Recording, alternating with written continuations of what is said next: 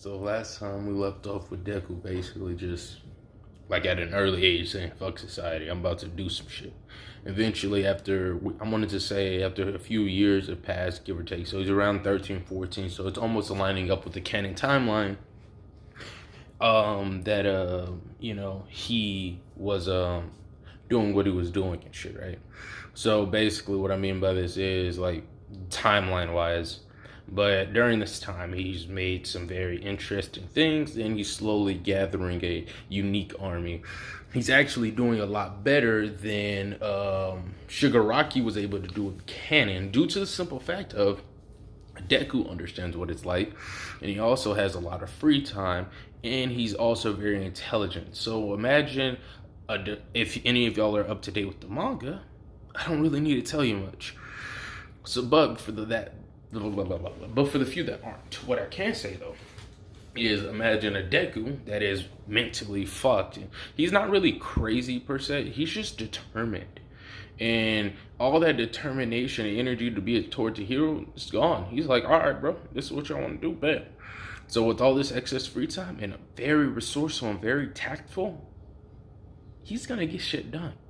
So with this saying, he basically made a mini laboratory and shit. Fuck, I lost my train of thought.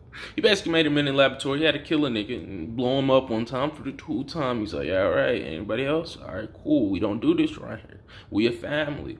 If you don't want to be a part of the family, you can leave at any time, which most people didn't believe him, but this will play very advantageous for the future. So Deku decided to leave out. He eventually pulled up on Shoto. Late at night, we could say it was like some special hero party or something, and Shoto gotta go because his dad wants to show off his prized possession. With that being the case, Deku and a couple of his friends pull up, but he has certain people for stealth, and some of them are butlers and stuff. Some of them are butlers and shit like that. So, what he does, right, is he pulls up on Shoto, basically when Shoto's alone, because he would be alone for many reasons. And Deku would be like, hello. And before he's able to say anything, Shoto basically freezes most of his like lower tier lackeys, which they weren't really meant to fight. They're more like stealth and reconnaissance type individuals. And so what ended up happening is they pulled up, and then, Shoto froze them. He's like, no need to raise a fist, because you wouldn't want to get into all this, Shoto Todoroki. And he's like, who are you? He's like, it's simple. My name isn't needed, but you can call me Smile for simplification. As he proceeds to appear to float, because he's floating right now, he proceeds to float and move ever so closely and sit down on the balcony right in front of Shoto. It is a little chilly, so if you could disperse this ice for me. He's like, why would I do that? You know there's a whole bunch of heroes back here. I could easily just scream and shout and yell. But why would you want to do that when... Don't you want to get a slight payback for your loving father? Or maybe you're lacking information. Shoto? He's like, lacking information? What are you talking about? You don't know me. Wait, I see. You must be after my dad, and you think going after me is gonna... No, my boy. That's not the agenda at all. I'm only after you and you alone. It is simple. And then Deku would proceed to explain his initial plans and what he wants to do, just on a very light level. Tell Shoto, you can join me. Don't worry, we won't be doing nothing too heinous. We will be doing some things that would be considered unlawful, but who knows? You might want to help. And even if you do come to help for a while, you might try to gather measly information. But don't you want to kick your father's ass, Shoto? And like this would be where it's panning in and getting very psychotic kind of like vibes.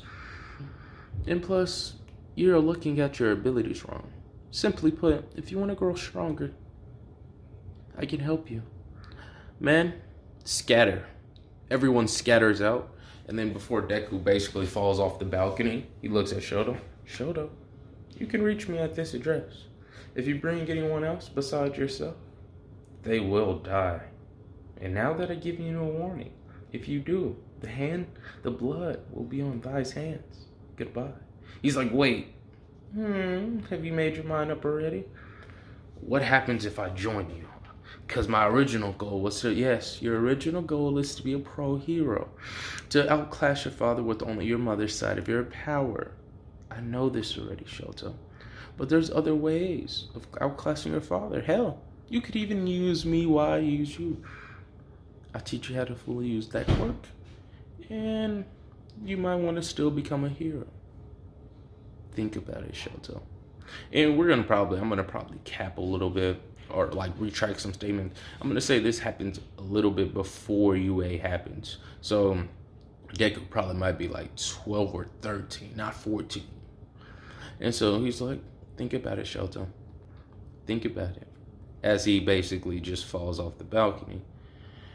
And then a few days later, Deku pulls up and basically it's like sunny as fuck, but he's wearing all black for some reason. To this day, no one knows why. And he's like, this one would be easy. I'd actually advise some of y'all to watch. Just in case you think I'm some weakling that can't defend myself. And so he proceeds to walk up. Let's just say it's an area. And he's like, hello, how are you? And then before the dude could say anything, because he sees, multiple people around him, and he's like, he proceeds to about to try to activate his quirk, but Deku chops him in the throat. I know how your ability works, buddy. As he gets real close, almost looking him eye to eye, but like sideways, listen to me. And then he would proceed to be very psychotic and simply ask, do you want to join me? And he goes through this nigga's life almost like childhood trauma, getting bullied for a villain quirk, and he's like, yeah, it's okay. You don't gotta make your choice now. You can always make it later. All right, we got a handful of more people I want to talk to. And this is where he would proceed to talk to different sorts of people. Dabi. And the only reason Dabi's interested is because his brother might show up. The only reason, and then he would also talk to Toga. And Toga would be like, basically she was like, yes, as long as I get to stab people, and I'm like, sure. And then he grabs her by the chin and looks her dead in the soul. But if you kill or hurt someone out of my permission, I will beat you. And she's like, that's okay, as long as I get to stab people and this and that. So she's basically just on that bullshit, you know what I'm saying? And this is where we would proceed on to where everyone eventually starts to meet up. Everyone's meeting up. You see Dabi, Todoroki. Todoroki looks at him. Dabi chuckles. I guess you wouldn't remember me with all these marks on me, would you? He's like, remember what?